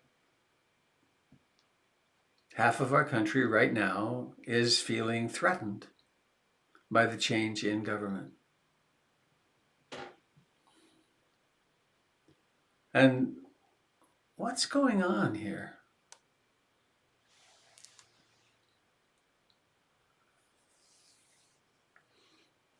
And what can we do about it? Well, I'm not a political operative, obviously, but my standard answer is, well, let's become more loving and compassionate and try to understand why. And also, there is a huge propaganda fear-making machine. I remember I forget where I was, somewhere in a store with my daughter, and there was this guy and his wife. And I think they had 20 boxes of ammunition or something in their cart. And I said, what are you going to do with all that? And he said, well, that's because I have, it was a while ago. That's because Obama's going to come and try to take my guns. And so we're stocking up. And I thought that was really interesting, strange. But that fear's there. And people, we're so vulnerable to going crazy, us human beings. So I guess working for our own sanity, that's what I've got to always emphasize. Yes. Was that Joan? Joan. Hi, Joan. Yeah. I think what we have to remember is I felt terrible fear having Trump in office. I know. And my brother-in-law is a Trump supporter. And the last couple of days he kept calling and we kept avoiding the phone because we just didn't want to gloat. At the same time, we didn't want to get into an argument about it. We didn't want to hear him say, well, now you got your way. Finally, my husband took the call while I was in here, and he said he just didn't say anything about the election. He just talked about other things. And what you said about family, that relationship had been very hard for quite a long time, and recently they got back together. And I think that that's more important than them talking about politics and having that time together, particularly as they get older. So I think that we have to just keep in mind that we're talking to another human being. Radical. It's a radical approach that has feelings and needs and it feels scared and is going to die before we know it. Yeah. Hello. Can you hear me? Frank, I hear you. Yes. Yes, wonderful. Yeah, what was just being said about fear, what you said, and then the sister after you. I mean, having been in fear for 4 years now, we kind of can understand what the other side is going through now. So fear plays a big role in this whole thing. But personally, tonight, I really feel like celebrating. Yes, to everybody. Yay, Frank. And I feel really relieved. And also, I want to say to the law of impermanence, anicca, what you also shared in your talk. So many times we have difficulties with this anicca because it brings us great pain and sorrow and clinging and so on and so forth. But when things go really bad and 4 years of Trump has been a thing like that, agony for 4 years, and then being afraid that it might even prolong. So then I said to myself, this too will pass. So the law of impermanence seen from the other side. And I really found this a very helpful reminder in situations where it just feels almost unbearable to remember this too will pass. And it did. He did. Goodbye, Mr. Trump. Thank you very much.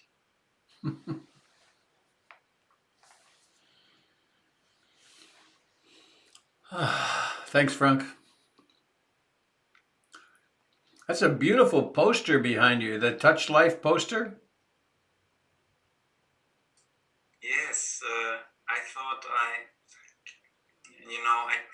I'm in my office here and I have all these files behind me, and I thought that's not a nice background for people from the other side of the world.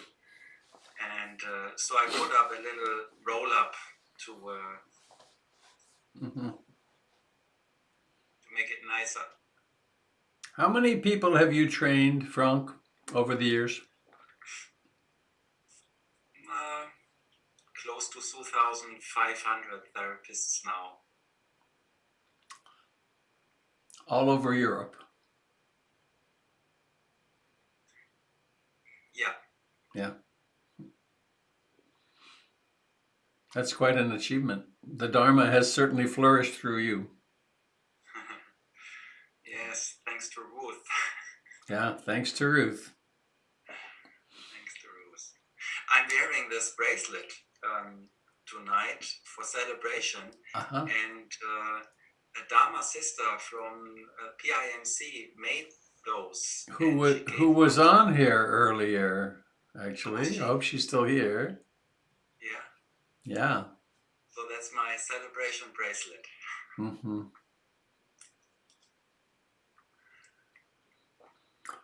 Well, it's come to be noon here in Portland.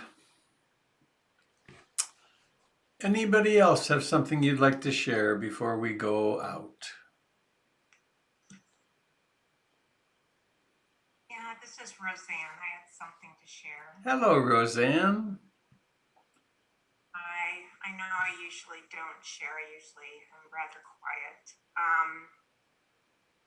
I have just found myself, I was so relieved that Biden won. But it was like tears came to my eyes, and it was nothing like my usual cheering. And since then, I feel this relief, but I really don't. It's kind of different. I don't know that I feel safer. I think what I experienced was I was really shaken at my core that that the country is so divided. I really thought that people would see through Trump and that people would stand up for morally what they felt was right in terms of caring about one another on this earth. And so for me, I was very shaken by how close it was. And I'm feeling an intense grief instead of just relief. I'm feeling intense grief and sadness, great sadness that our country, that so many people are that scared and defended, that everything becomes so distorted. So I just wanted to share that. I don't know if anyone experienced that grief as well. Yeah.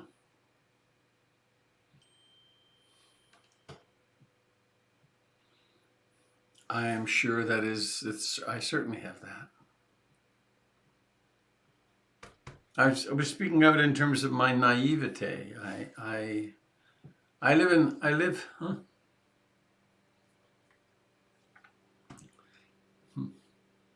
Seeing your tears touches me, Roseanne. I live in a bubble of people of very much like mind, and there's so much dukkha. It's just so vast. You know, this the story in I don't know where that statue is. In Tibetan Buddhism, there are these they do wonderful iconography and Avalokiteshvara, the patron archetype deity of compassion. There's one story of Avalokiteshvara that he made a vow that I'm going to eliminate suffering in the universe, and if I don't, may my head be broken into 10 pieces and my hands into 1,000 pieces, and he went into deep meditation and came out and he failed. And so I forget who it was, some deity above him blew him up into 10 pieces of head and so on. And then each of his arms had a hand on the end, and there's 1,000 of them. It's called the 1,000-armed Avalokiteshvara, and each one has an eye on the hand. And you see some of these beautiful paintings and sculptures from the Tibetans. They actually have 1,000 arms and 1,000 eyes, and this is so as to better see the suffering. And then there's another story of Avalokiteshvara who went deep into meditation and was compassionate for all beings in the world. And when he came out, there was still vast amounts of suffering, and a single tear fell from his eye, and as it fell, it became Tara. That was the birth of Tara the goddess. I confuse her with Tara, my daughter.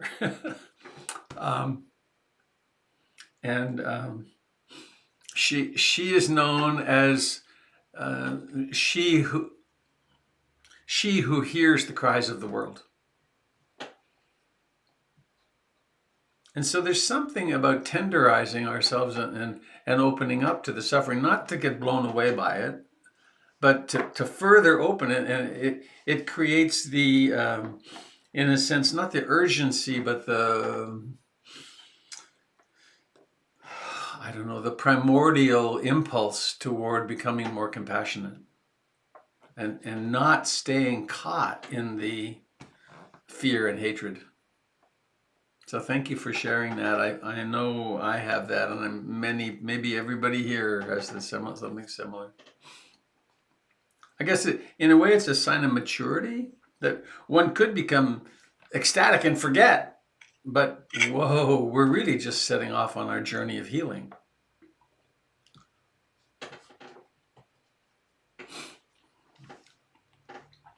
Anybody else have something you want to share? Hello. And who? Melissa? Oh, hey, James. Let me take Melissa first, and then we'll come to you. Okay? Yeah, that's great. Don't go away. Okay. Melissa, hi. Yeah, hi. Good morning, Sangha. That is my brother, by the way, calling in from Florida today. So yay! I'm really happy. How cool is that? James is your brother? Nice. Yeah. That's me. So I'm super happy to have him here. But that's not why I was gonna speak. What I wanted to share, that something that happened in the media that I was actually really disturbed by. I was listening to MSNBC and some of the recap after the election results, after they called it, right? And Rachel Maddow was being interviewed at home and saying something about, she was saying how when she initially was hearing the Trump agenda, she was really fearful when he was actually in power. And this speaks a little bit to what someone in this group said, Katie, I think, about feeling fearful then. And then now she says, but now I realize that his threats are just laughable. And she said many other comments that really, to me, felt like this trying to really just humiliate Donald Trump. And while I definitely am not a supporter. I cringed at that. I cringed at that impulse to humiliate because we're, the victors. So I just wanted to share that, and it really helped me set the intention to not gloat and to not, to be sensitive of who I'm talking to and how they're different, how their views may be different from mine. Yeah. And try to build bridges rather than just humiliating. How is that any different than being the bully that we've been so upset that he has been? It is being the It's bully. same thing in reverse, and I found it really disheartening to see that behavior in the media that I believe is representing a lot of our positions. Yeah. And just wanted to share that. Thank you. James, what a nice moment of confluence here. I know, that was really weird. Can you hear me? Perfectly. Oh, wonderful. So that is interesting that Melissa chose to share at the same moment that I did. That's really kind of, well, I don't want to judge that, but I have internal dialogue here to not share what I think and what I feel, because I think maybe I'm amongst a group of people that might not relate to her. Relate not the right word. Might want to throw stones, but if I can just say that. Let me interrupt you for a second, James. This is a group where if they want to throw stones, they'll take responsibility for their anger and they won't throw the stone. Oh, great! So you're very safe.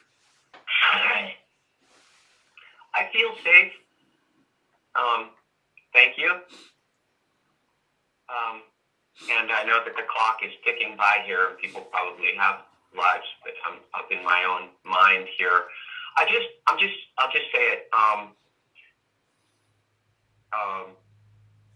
My view on our political,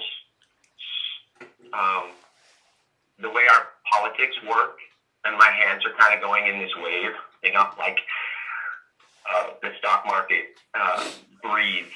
It goes up and then it comes down, and my emotions tend to do that from time to time.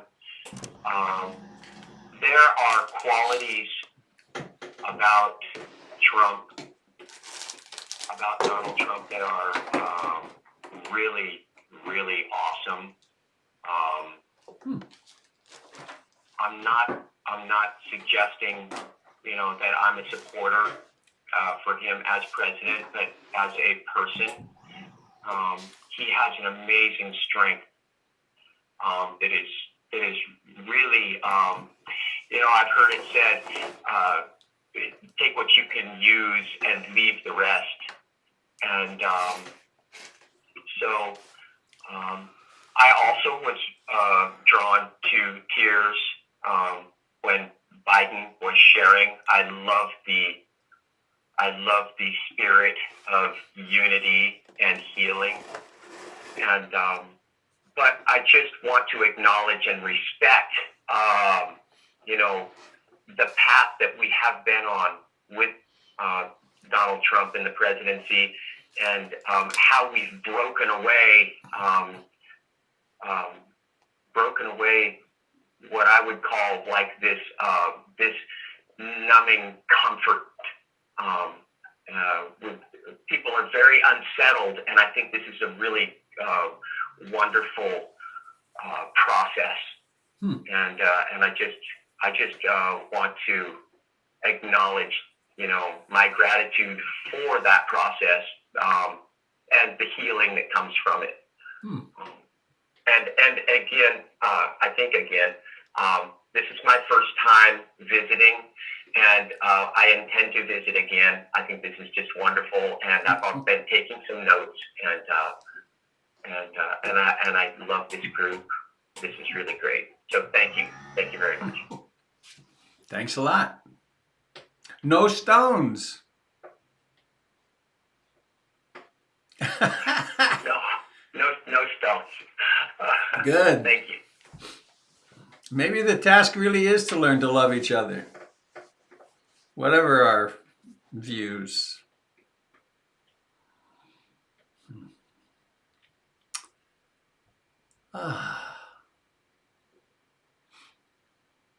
Anybody else before we go? One more person, perhaps, if there is. Hi, Robert. It's Carol and Sangha. Hello, Carol. Yeah. Can you hear me? I can hear you fine. Okay. From up in British Columbia. Just want to say yesterday, when I heard the news, I actually started sobbing. And my husband said to me, Carol, and I was just, took me totally by surprise. I was so overwhelmed at just how much emotion and how much concern I've been feeling as to the outcome. And just because we are a global community and we're all interconnected. And but a few days earlier, when I was feeling despair, just in relation to the division and what the outcome might be, I found Tong Len. I started using Tong Len and just realizing that there are a lot of other people out there who are also feeling that despair, not even just in relation to the election, but just generally people in despair. And that in itself helped me to just feeling that interconnectedness, that emotion that so many people are experiencing, helped me to experience a sense of compassion and to turn that despair into compassion and to feel that I could then send that back out into the world. And so I just wanted to share that I found that very helpful in terms of dealing with a really strong and overwhelming emotion. So anyway, love to everybody today. Thank you. Thank you. Well, last call. Anybody sitting with something that just really must be spoken? Hi everyone. Hi Robert. Hi, Trina. I was reflecting on something that James had said, and the other day I was talking to the guy who was working on my tiles in the new house, and really nice gentleman. And as I got to know him, he began to open up and talk about where he stand, and that he was really, rooting for Trump. And something that James said is a practice for me too, was, I recognize that even someone who is on the other side, looking for the qualities in him that, I found to be so kind and so gentle and so beautiful, really helped me to still respect the differences that, we have. And just like right now, half of my family is, in Florida, and they've been in panic mode about, like if Biden wins and socialism is going to take on, and my family's from Vietnam, and so they're really afraid of like communism and socialism.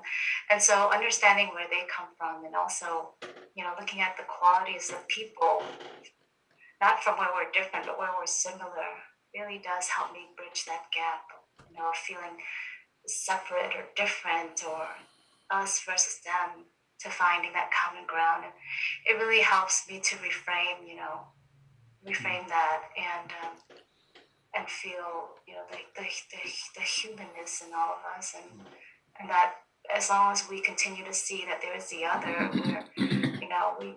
we're identifying to this separate sense of self, and And that causes and perpetuates the suffering within me and within others when I continue to see that, that line of division.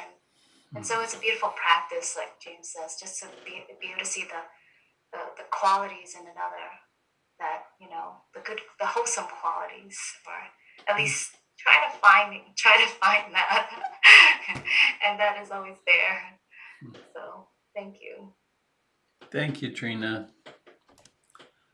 What a beautiful, it's like a benediction. How lovely.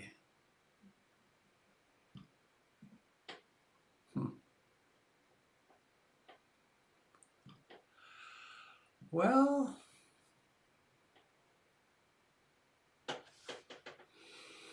once again, I feel more integrated and whole after my time together with us. Thank you all for coming.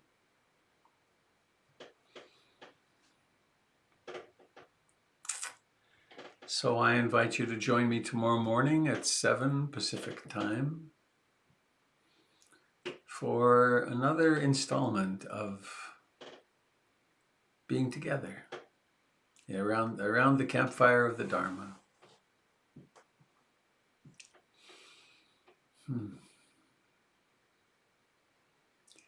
Let's close with a minute or so of as Ram Dass put it, of the dial tone of the universe, the sound Om.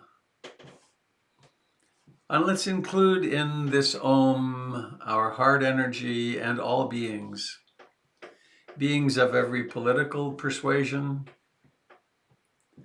beings who identify themselves in any number of different complex ways. The practice of Om beyond there being any enemies. And I'll get my gong. Oh, I'll bring my gong, my beautiful gong over.